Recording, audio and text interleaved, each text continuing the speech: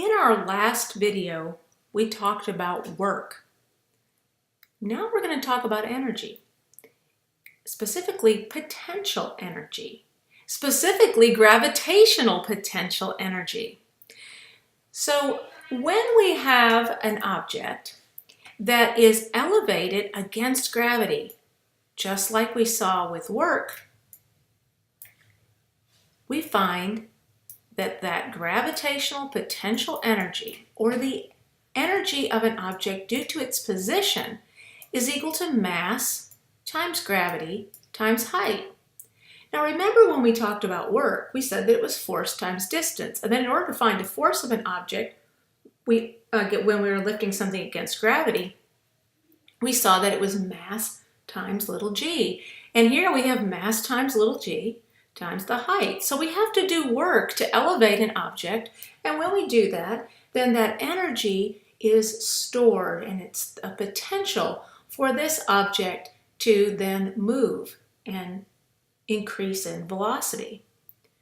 So gravitational potential energy is equal to mass times gravity times height. So let's find the potential energy of a 20 kilogram child at the top of a 2.5 meter slide. So here's our slide, and here's our child up here getting ready to go down that slide. All right, what do we know? Let's find our givens. Mass is equal to 20 kilograms. The distance up to the top of the slide is 2.5 meters. So that is the height.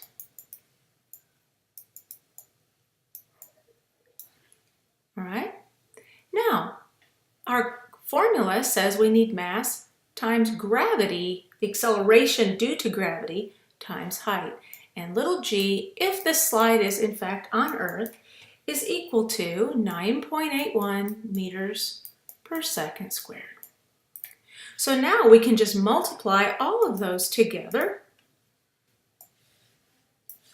So let's take a look at those. We've got 20 times 2.5 times 9.81. So the gravitational potential energy of this child at the top of the slide is 490.5 joules.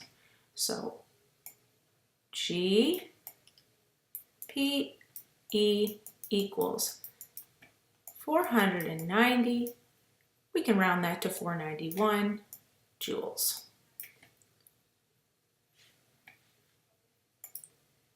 Now, let's talk next about kinetic energy. What's the kinetic energy of the child at the bottom of the slide? This involves something called the conservation of mechanical energy.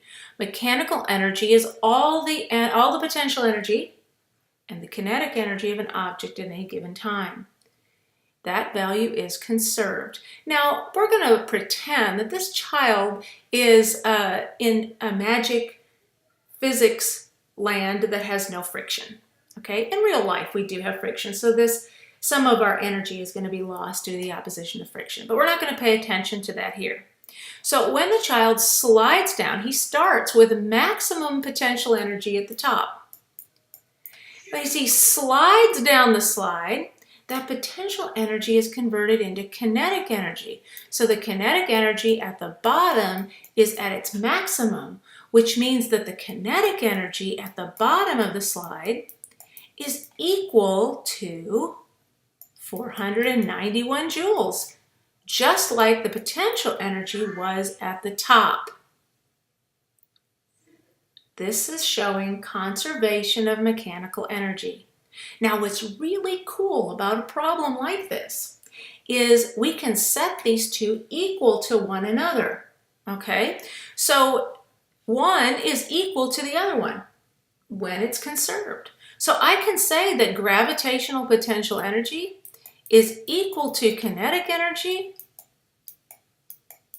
and I have a formula for kinetic energy too. My kinetic energy formula is equal to 1/2 the mass times the velocity squared. Now, I can actually use this relationship to find out how fast this child is going at the very bottom of the slide. I don't need to know the mass of the child. I don't need to know anything except the height of the slide in order to find out how fast he's going. And that's because we're going to use this relationship right here. Gravitational potential energy is equal to kinetic energy. All right? In other words, mgh is equal to 1/2 mv squared. Notice that mass is on both sides, so I can cancel the mass. So now GH is equal to 1/2 v squared. I can multiply both sides by 2. I'm doing that so that 1/2 times 2 is just 1, so that will cancel. So now I've got 2GH equals v squared. I don't want v squared, so I'm going to take the square root of both sides. And so v equals the square root of 2GH.